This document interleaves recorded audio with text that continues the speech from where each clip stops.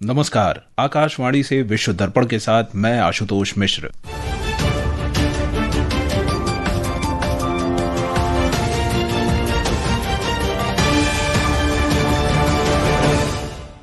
मुख्य समाचार। प्रधानमंत्री नरेंद्र मोदी 3 देशों की यात्रा के अंतिम चरण में ओमान की राजधानी मस्कत पहुंचे। ओमान के सुल्तान के साथ कल वार्ता करेंगे। प्रधानमंत्री ने कहा, ग्लोबल साउथ देशों की आवाज बनने के लिए भारत और इथियोपिया को एकजुट होना चाहिए। इथियोपिया की 2 दिन की सफल यात्रा संपन्न। भारत ने बांग्लादेश में बिगड़ती सुरक्षा स्थिति पर गहरी चिंता व्यक्त की है। दिल्ली में बांग्लादेश के उच्चायुक्त रियाज हामिदुल्लाह को तलब किया। रूस के राष्ट्रपति व्लादिमीर पुतिन ने चेतावनी दी, कहा, यदि शांति वार्ता विफल रही तो रूस यूक्रेन में अपना क्षेत्र और विस्तारित करेगा। और लखनऊ में भारत और दक्षिण अफ्रीका के बीच चौथा T20 क्रिकेट मैच कोहरे के कारण रद्द। और अब समाचार विस्तार से।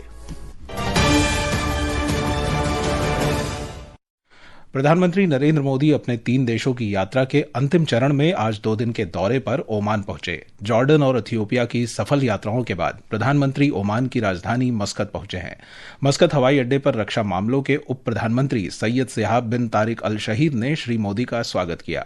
उन्होंने भारत ओमान रक्षा सहयोग को मजबूत करने और रणनीतिक साझेदारी को आगे बढ़ाने पर चर्चा की। प्रधानमंत्री ने सोशल मीडिया पोस्ट में मस्कत हवाई अड्डे पर गर्मजोशी भरे स्वागत के लिए ओमान के रक्षा मामलों के उप प्रधानमंत्री सैयद सिहाब बिन तारिक अल शहीद का आभार व्यक्त किया। मस्कत में भारतीय समुदाय के सदस्यों ने उनका स्वागत कई सांस्कृतिक कार्यक्रमों से किया। हमारे संवाददाता ने बताया कि प्रधानमंत्री की यह यात्रा बहुत महत्वपूर्ण है।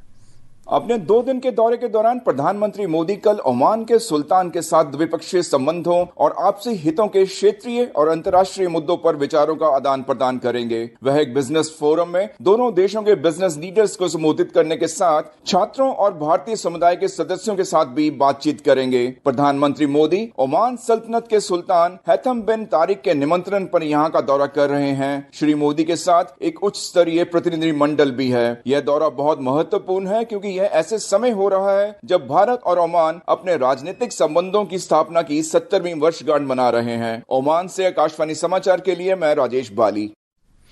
वाणिज्य और उद्योग मंत्री पीयूष गोयल ने कहा कि कल प्रधानमंत्री नरेंद्र मोदी और ओमान के सुल्तान की मौजूदगी में एक मुक्त व्यापार समझौते पर हस्ताक्षर किए जाएंगे।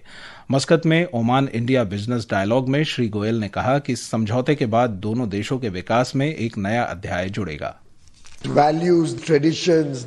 भारत और ओमान के बीच साझा मूल्य, परंपराएं और समृद्ध संस्कृति ही हमें कल के इस बेहद यादगार और महत्वपूर्ण दिन तक एक साथ लाने में सहायक रही हैं। कैस और मुझे 17 साल के लंबे अंतराल के बाद ओमान द्वारा किसी देश के साथ पहले मुक्त व्यापार समझौते पर हस्ताक्षर करने का सौभाग्य प्राप्त होगा। After 17 long years.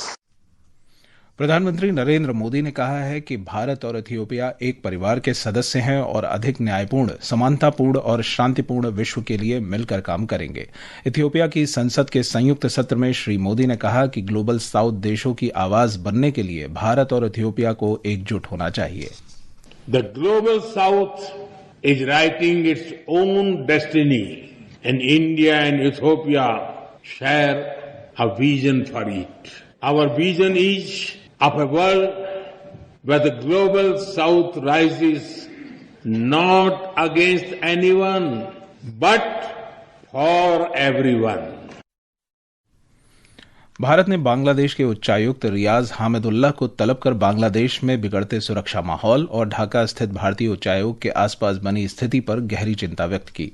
विदेश मंत्रालय ने एक बयान में कहा कि बांग्लादेश में हाल की कुछ घटनाओं के बारे में वहां के चरमपंथी तत्वों द्वारा फैलाई जा रही झूठी कहानी को भारत पूरी तरह से खारिज करता है। विदेश मंत्रालय ने बयान में कहा कि यह दुर्भाग्यपूर्ण है कि बांग्लादेश की अंतरिम सरकार ने इसकी न पूरी जांच की है, न ही इन घटनाओं को लेकर भारत के साथ कोई सार्थक सबूत साझा किए हैं। भारत ने बांग्लादेश में शांति, स्थिरता तथा स्वतंत्र, निष्पक्ष और समावेशी चुनाव के प्रति अपना समर्थन दोहराया और वहां के शासन से राजनयिक परिसर में किसी भी खतरे की कार्रवाई को रोकने के लिए कहा। बांग्लादेश में आज राजधानी ढाका में जुलाई ओकिया नाम के एक समूह के मार्च को पुलिस द्वारा रोकने के बाद राजनयिक क्षेत्र में सुरक्षा बढ़ा दी गई। वहां इस समूह ने गुलशन क्षेत्र तक भारतीय उच्चायोग में मार्च निकालने की घोषणा की थी। दक्षिण कोरिया परमाणु ऊर्जा से चलने वाली पनडुब्बी के निर्माण को संभव बनाने के लिए अमेरिका के साथ एक अलग द्विपक्षीय समझौते पर विचार कर रहा है। दक्षिण कोरिया के राष्ट्रीय सुरक्षा सलाहकार वी सुंग लाक ने एक समाचार एजेंसी को बताया कि उन्होंने ये बात कल वॉशिंगटन पहुंचने पर की। लगभग एक महीने पहले अक्टूबर के अंत में दक्षिण कोरिया के राष्ट्रपति जी ले म्यांग और अमेरिका के राष्ट्रपति डोनाल्ड ट्रंप के बीच दूसरे शिखर सम्मेलन में व्यापार और सुरक्षा समझौतों पर एक संयुक्त मसौदे पर सहमति बनी थी। दक्षिणी कोरिया का अमेरिका के साथ वर्तमान द्विपक्षीय नागरिक परमाणु ऊर्जा समझौता उसे सैन्य उद्देश्यों के लिए परमाणु ऊर्जा का उपयोग करने से रोकता है। विश्व दर्पण समाचार आकाशवाणी से प्रसारित किए जा रहे हैं। ताज़ा समाचार जानने के लिए आप हमारे social media handle X @AIR News Hindi को फॉलो कर सकते हैं। विश्व दर्पण में आपका फिर स्वागत है। रूस के राष्ट्रपति व्लादिमीर पुतिन ने आज चेतावनी दी कि अगर यूक्रेन और उसके पश्चिमी सहयोगी शांति वार्ता में क्रेमलिन की मांगों को खारिज करते हैं तो रूस यूक्रेन में अपनी बढ़त को और मजबूत करने की कोशिश करेगा।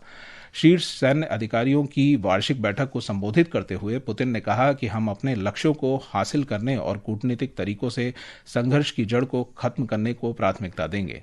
उन्होंने कहा कि अगर यूक्रेन शांति समझौते पर हस्ताक्षर करने में नाकाम रहता है तो रूस सैन्य तरीकों से अपनी जमीन पर नियंत्रण कर लेगा। पुतिन ने कहा कि रूसी सेना ने पूरी अग्रिम पंक्ति पर कब्जा कर लिया है। उन्होंने चेतावनी दी कि मॉस्को रूसी सीमा के साथ एक बफर सुरक्षा क्षेत्र का विस्तार करेगा। दूसरी ओर यूक्रेन के राष्ट्रपति वोलोदिमीर जेलेंस्की ने नाटो में शामिल होने के प्रयास को छोड़ने की इच्छा जताई है अगर अमेरिका और अन्य पश्चिमी देश यूक्रेन को नाटो सदस्यों को दी जाने वाली सुरक्षा की गारंटी देते हैं। हालांकि जेलेंस्की ने रूस की उन मांगों को खारिज कर दिया कि वह उन अन्य क्षेत्रों से अपने सैनिकों को वापस बुलाए जाने जिन पर रूस बलपूर्वक कब्जा नहीं कर पाया है। अमेरिका के राष्ट्रपति डोनाल्ड ट्रंप ने वेनेजुएला से आने और जाने वाले सभी तेल टैंकरों की पूर्ण और व्यापक नाकाबंदी का आदेश दिया है। एक सोशल पोस्ट पर उन्होंने कहा कि वेनेजुएला के नेता निकोलस मादुरो की सरकार को एक विदेशी आतंकवादी संगठन घोषित कर दिया गया है। उन्होंने मादुरो सरकार पर अमेरिकी संपत्ति की चोरी का आरोप लगाया है। ट्रंप की टिप्पणी अमेरिका द्वारा वेनेजुएला के तट से दूर एक तेल टैंकर को जब्त करने के एक सप्ताह बाद आई है। एक बयान में वेनेजुएला सरकार ने ट्रंप की धमकी को खारिज कर दिया है। अमेरिकी राष्ट्रपति ने मादुरो की सरकार पर आरोप लगाया कि वह चोरी से तेल से प्राप्त धन का इस्तेमाल स्वयं के लिए तथा मादक पदार्थों से संबंधित आतंकवाद, मानव तस्करी, हत्या और अपहरण के लिए कर रही है। कांगो के दक्षिणी किवू प्रांत के कई हिस्सों में हुई झड़पों के कारण फिजी और बराका शहरों में सभी मानवीय गतिविधियां निलंबित हैं। संयुक्त राष्ट्र के प्रवक्ता ने कहा है कि हिंसा के कारण नागरिक दहशत में हैं। उन्होंने बताया कि हथियारबंद लोगों ने इलाके में लूटपाट भी की है। स्थानीय अधिकारियों ने बताया कि 8 दिसंबर से अब तक करीब 1,10,000 लोग दक्षिणी किवू में जबकि 15,000 लोग बुरुंडी चले गए हैं। भूटान आज अपना 118वां राष्ट्रीय दिवस मना रहा है। यह दिन वांगचुक राजवंश के संस्थापक उग्येन वांगचुक के वर्ष 1907 में राज्याभिषेक की याद में मनाया जाता है।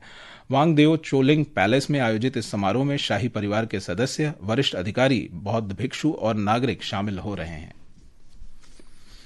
लखनऊ में भारत और दक्षिण अफ्रीका के बीच चौथा T20 क्रिकेट मुकाबला कोहरे के कारण रद्द हो गया। 5 मैचों की T20 श्रृंखला में भारत 2-1 से आगे है। 5वां और आखिरी मुकाबला शुक्रवार को अहमदाबाद में होगा। उपकप्तान शुभमन गिल चोटिल होने के कारण श्रृंखला से बाहर हो गए हैं। चीन के हांगचोउ में विश्व बैडमिंटन टूर फाइनल्स में सात्विक साईराज रंकी रेड्डी और चिराग शेट्टी ने चीन के लियांग वेई केंग में और वांग चांग को हरा दिया है। पहले गेम में पिछड़ने के बाद भारतीय जोड़ी ने शानदार वापसी करते हुए दोनों गेम अपने नाम किए। अंत में मुख्य समाचार एक बार फिर। प्रधानमंत्री नरेंद्र मोदी 3 देशों की यात्रा के अंतिम चरण में ओमान की राजधानी मस्कत पहुंचे। ओमान के सुल्तान के साथ कल वार्ता करेंगे।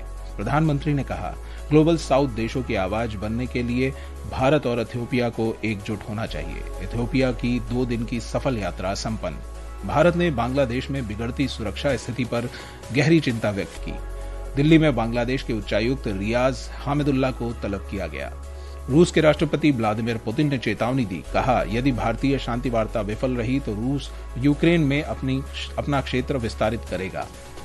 और लखनऊ में भारत और दक्षिणी अफ्रीका के बीच चौथा T20 क्रिकेट मैच कोहरे के कारण रद्द। इसके साथ ही विश्व दर्पण का यह अंक समाप्त हुआ। नमस्कार।